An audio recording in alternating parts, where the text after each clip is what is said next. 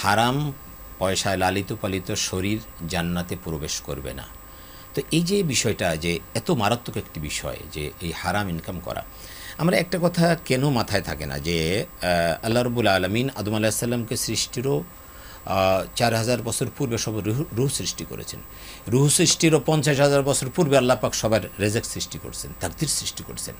আপনি আমি আর রেজেকে যা আছে এটা কিন্তু আমরা পাবোই পাবো। এটা একটু ধৈর্য ধরলে হালাল পথে আসবে। আজকে যারা হারাম পথে এটা অর্জন করতেছে তারা যদি একটু ধৈর্য ধরতো তাহলে হালাল পথে তার কাছে আসতো। এটা আসতে বাধ্য তার কাছে, কারণ ওই রেজেকটা তার জন্যই আল্লাহ নির্ধারণ করেছেন। তাহলে এই জায়গাটা আসলে আমরা এই যে তাড়াহুড়ো করছি, হারাম ইনকাম করছি, এটা কতটা মারাত্মক ক্ষতিকর আমাদের জীবনের জন্য। জি, অনেক ধন্যবাদ। আলহামদুলিল্লাহ ওয়াসসালাতু ওয়াসসালামু আলা রাসূলিল্লাহি ওয়া বাদ। আল্লাহ সুবহানাহু ওয়া তাআলার সেই আয়াতে কারিমাটি আপনি কথা বলছিলেন, মনে পড়ে গেল যে আল্লাহ তাআলা বলছেন ওয়া মাইয়াত্তাকিল্লাহা ইয়াজআল লাহু মাখরাজা ওয়া ইয়ারযুকহু মিন হাইসু লা ইয়াহতাসিব। যে আল্লাহকে ভয় করে আল্লাহ তার জন্য জীবন চলবার জন্য একটি এক্সিট রুট আল্লাহ বের করে দেন। অর্থাৎ তার জীবন কখনো আবদ্ধ থাকে না, বদ্ধ থাকে না, বন্ধ থাকে না, বরং তার জীবন চলার জন্য সহজ একটা পথ আল্লাহ বের করে দেবেনই।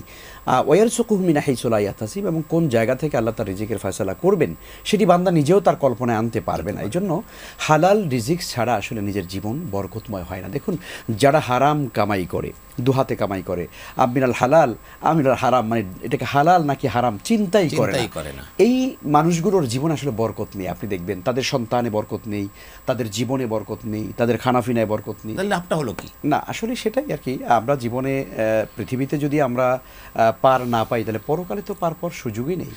আর যারা চিন্তা করে যে না আমার আল্লাহকে সন্তুষ্ট করতে হবে, আল্লাহর সন্তুষ্টিকে সামনে রেখে যারা জীবনযাপন করে তাদের লাইফস্টাইলে কিন্তু এটা আসবে না, সে কখনোই এই হারামের কাছে যাবে না। এবং দেখুন, রমজান কিন্তু আমাদেরকে সেই প্রশিক্ষণটাও দেয়, কিভাবে শিক্ষা দেয়। যেমন রমজানে আমরা সুবহে সাদেক থেকে শুরু করে সূর্যাস্ত পর্যন্ত আমরা হালাল খাবার বর্জন করছি, হালাল স্ত্রী আমি তার কাছ থেকে দূরে থাকি। সাময়িক হারাম করা হয়েছিল সেটাকে আমরা বর্জন করলাম। মানে এই যে হালাল জিনিসটাকেই আমরা সাময়িক সময়ের জন্য আল্লাহ তাআলা নিষিদ্ধ করে দিলেন। এর মধ্যে প্র্যাকটিসটা কি, প্রশিক্ষণটা কি? মানে স্থায়ীভাবে যেটা হারাম করা হয়েছে সেটা, যেই জিনিসটা হারাম আমার জন্য সেটা আমি কি করে টাচ করি, কি করে আমি স্পর্শ করি।